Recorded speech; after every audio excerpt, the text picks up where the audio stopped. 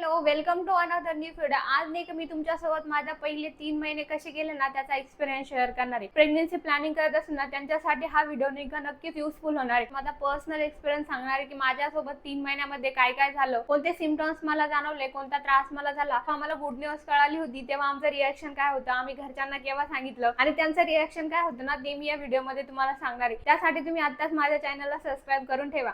आणि पहिल्या व्हिडिओमध्ये मी तुम्हाला सांगितलंच होतं की पहिल्या 3 महिन्यामध्ये कोणती डाएट घ्यावी लागते, कोणती काळजी करावी लागते, त्याचबरोबर पहिल्या महिन्यामध्ये कोणत्या टेस्ट करावं लागतात आणि त्यानंतर मी तुम्हाला हे देखील सांगितलं होतं की किती सोनोग्राफी, टीटीचे इंजेक्शन वगैरे हे सगळं काही मी तुम्हाला पहिल्या व्हिडिओमध्ये सांगितलं। आणि ह्या व्हिडिओमध्ये मी तुम्हाला फक्त माझा एक्सपिरियन्स सांगणार आहे की पहिल्या 3 महिन्यामध्ये माझ्यासोबत काय झालं। आणि आता माझ्या प्रेग्नन्सीचा 8वा महिना चालून व्हिडिओ थोडा उशिरा झालाय, पण म्हटलं चला की सगळ्यांच्या खूप साऱ्या कमेंट यायच्या की पहिले 3 महिने कसे असतात ना, नवीन प्रेग्नन्सी कन्सीव्ह झालेली असते किंवा जे न्यू मॉम होणार असेल किंवा जे प्रेग्नन्सी प्लॅनिंग करत असेल ना त्यांच्यासाठी हा व्हिडिओ नाही का नक्कीच युजफुल होणार आहे। कारण की जेव्हा आपण नवीन असतो ना तेव्हा आपल्याला छोट्या छोट्या गोष्टींचा अजिबात अंदाज राहत नाही आणि आपल्याला ते सिम्पटम्स देखील ओळखायला जमत नाही की नेमके हे सिम्पटम्स प्रेग्नन्सीचे आहे की नाही। तर नाही का तेच मी तुमच्यासोबत या व्हिडिओमध्ये शेअर करणार आहे। फर्स्ट प्रेग्नन्सी होती माझी, मला अजिबात काही या गोष्टीचा अंदाज नव्हता। बस माहित होतं की आम्ही प्रेग्नन्सी प्लॅनिंग केली होती की आता लग्नाला 4 वर्ष झाले आणि घरचे देखील खूप फोर्स करत होते की आता बाळ पाहिजे। आणि आपल्याकडे कसं असतं 3-4 वर्ष लग्नाला झाले की सगळे बेबी प्लॅनिंग करतात। तर आमच्या लग्नाला देखील 4 वर्ष होत आलेले होते, त्यासाठी आम्ही बेबी प्लॅनिंग केली। आणि बेबी कन्सीव्ह झाल्यानंतर मला जे सिम्पटम्स जाणवले होते ना ते मी तुम्हाला सांगतो। अंदाज तर अजिबात नव्हता या गोष्टीचा की बाळ कन्सीव्ह वगैरे झाला असेल, पण मग पोट वगैरे दुखायचं, पोट खराब झालं होतं, जास्त ताप आला होता, त्यानंतर सर्दी खोकला खूपच जास्त झाला होता आणि पोट वगैरे दुखायचं। तर माझ्या डोक्यातच नाही की तरी बाळ कन्सीव्ह झालं असेल। मला असं वाटत होतं की डेट येणार असेल म्हणून माझं पोट वगैरे दुखत असेल। तर या छोट्या छोट्या गोष्टी असतात ना त्या बाळ कन्सीव्ह झाल्यानंतरचे छोटे छोटे फर्स्ट म्हणजे हे सिम्पटम्स असतात। तर मग नंतर जेव्हा माझी डेट मिस झाली आणि 5 दिवसांना चेक केलं, 5 दिवसांना चेक केल्यानंतर नाही का माझी किडमध्ये एकदम दोन्ही लाईन एकदम करेक्ट आल्या होत्या। आणि तुम्ही डेट मिस झाल्यानंतर 1 ते 2 दिवसामध्ये जर केलं ना तर चान्सेस थोडे कमी असतात की ती लाईन एकदम डार्क येईल,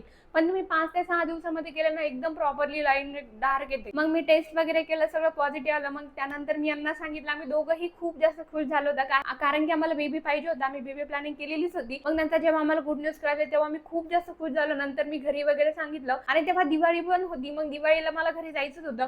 मी दिवाळीच्या अगोदर 1-2 दिवस अगोदरच मम्मीला सांगितलं होतं की माझी प्रेग्नन्सी कन्सीव्ह झालेली आहे किंवा मी प्रेग्नेंट असं जसं। घरी पण देखील सगळे खुश होते आणि दिवाळी होती म्हणून मला गावाकडे जायची खूप एक्साइटमेंट होती। मी तुम्हाला मागच्या व्हिडिओमध्ये सांगितलंच होतं माझा हा छोटासा पराक्रम किती मोठा झाला होता। मला गावाकडे जाण्याची खूप जास्त एक्साइटमेंट होती म्हणून मी दिवाळीच्या वेळेस गावाकडे गेली। प्रवास जास्त दूरचा होता म्हणून तो एक इश्यू झाला होता, तो मी तुम्हाला सांगितला। तर तशा चुका तुम्ही देखील अजिबात करू नका, पहिल्या 3 महिन्यामध्ये तर अजिबात करू नका। मग नंतर इथं आल्यानंतर मी डॉक्टरांकडे चेकअपला वगैरे गेले। नंतर मला डॉक्टरांनी सोनोग्राफी करायला सांगितली होती, पण तेव्हा नाही का माझ्या प्रेग्नन्सीचा 6 वीक कंप्लीट झालेले होते, म्हणजे 6वा चालूच होता, कंप्लीट देखील झालेला नव्हता। तर डॉक्टर मला म्हटले 2-4 दिवस थांब म्हणे आणि मग सोनोग्राफी कर, कारण की नाही का प्रेग्नन्सीच्या 7व्या वीक मध्ये नाही का आपल्या बाळाचे हार्टबीट आपल्याला एकदम क्लिअरली ऐकायला भेटतात। मी तुम्हाला मागच्या व्हिडिओमध्ये पण सांगितलं होतं की प्रेग्नन्सी कन्सीव्ह झाल्यानंतर सोनोग्राफी कधी करायची, तर तुम्ही नाही का 7व्या वीक मध्ये सोनोग्राफी करायची, तेव्हा एकदम क्लिअरली बाळाचे हार्टबीट ऐकायला भेटतात। पण जेव्हा सोनोग्राफीला जायचं ना तेव्हा देखील माझ्या मनामध्ये खूप जास्त मोठा प्रश्न होता, आता सोनोग्राफीला तर चाललीये पण सोनोग्राफी कशी होईल, कारण की ह्या गोष्टीचा मला अजिबात अंदाज नव्हता की सोनोग्राफी कशी होईल, कोणती होईल,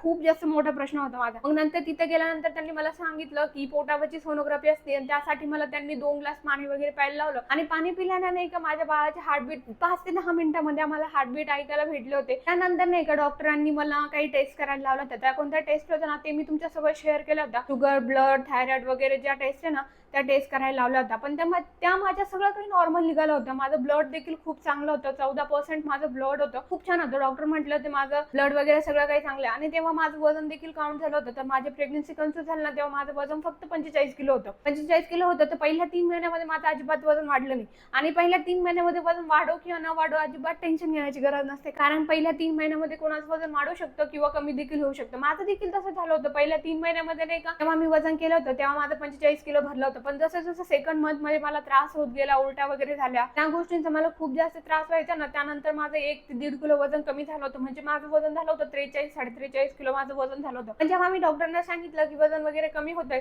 तर डॉक्टर मला म्हटलं होतं या गोष्टी नॉर्मल आहे, पहिल्या 3 महिन्यामध्ये कमी जास्त वजन होत असतं, काही एवढं टेन्शन घेण्याची गरज नाही।